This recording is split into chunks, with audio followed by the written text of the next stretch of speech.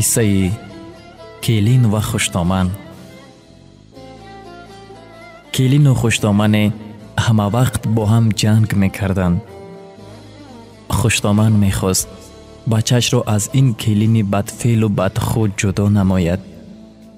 اگرچه کلین را خودش خوش کرده بود، حالا باشد از خطای خود بی‌حد پشیمان بود و دلش به پسرش میسوخت. اما پسرش فکر جدا شدن از همسرش را نداشت. هر دویشان معاملهشان خوب بود. کلین خشتامنش را چشم دیدن نداشت و میخواست کمپیر وفات کند. شوهرش را دوست می‌داشت.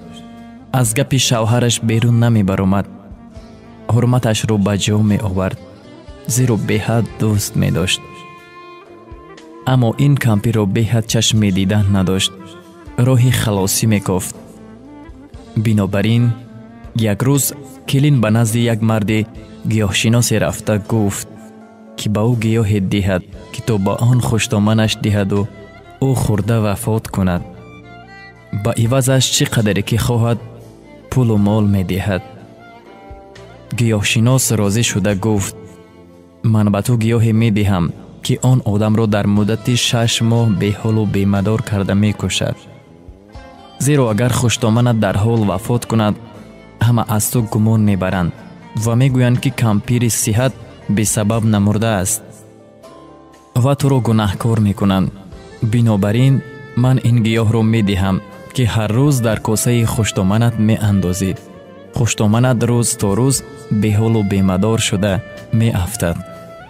اما تو باید تا وقتی وفات کردنش رفتارت را تغییر داده باید بی‌حد خوش معامله باشی. همه خواهشش را به جا آوری، مثل مادر و دختر. زیرا که وقتی کمپیر وفات کند هیچ کس از تو گمانی بد نبرند. کلین خرسند شده گفت 6 ماه طاقت میکنم. آخر سالها با این کمپیر زندگی کردم. 6 ماه دشواری ندارد.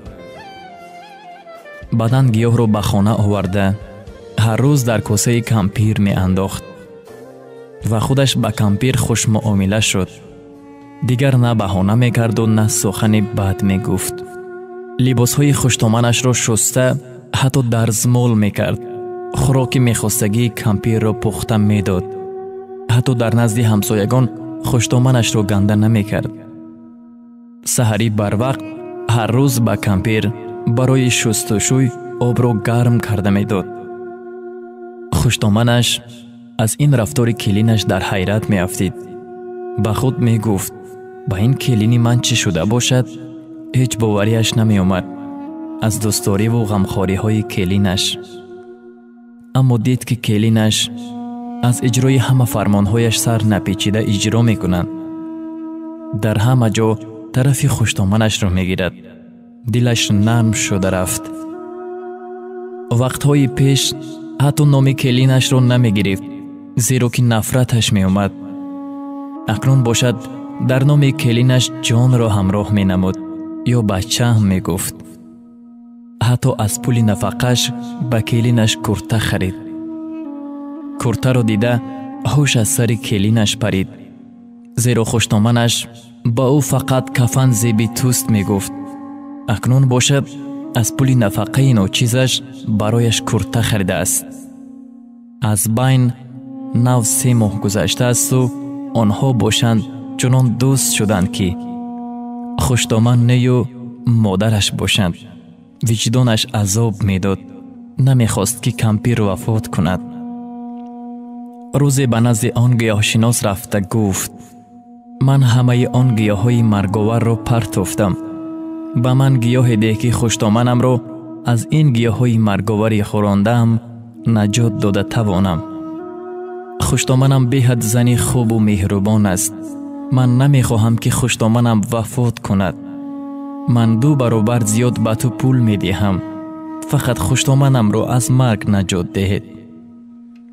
مرد گیاهشناس تبسم کرده گفت من به تو گیاهای مرگاور ندادم، بلکه گیاهای طبابتی دادم تا که خشتامنت با قوت شود و از تو خواهش کردم که رفتارت را تغییر داده خوش معامله شوی. من یگان کاری بدی برای خوشتومانی تو نکردم. کلین گفت من اکنون فهمیدم که در زندگی کاری خطا کردم. من آدمی بد بودم، نه خوشتومنم. در همه حالت به نیکی جواب دادن من این کاری بهترین بوده است که حتی دشمن را دوست می‌گرداند. اکنون فهمیدم همان آدمانی که نام مادر شوهرش را خوشتومن گفتند خودشان آدمانی بدفعل و بدمعامله اند. زیرا خوشتومن نه، او تنها مادر است. او تنها مادر است.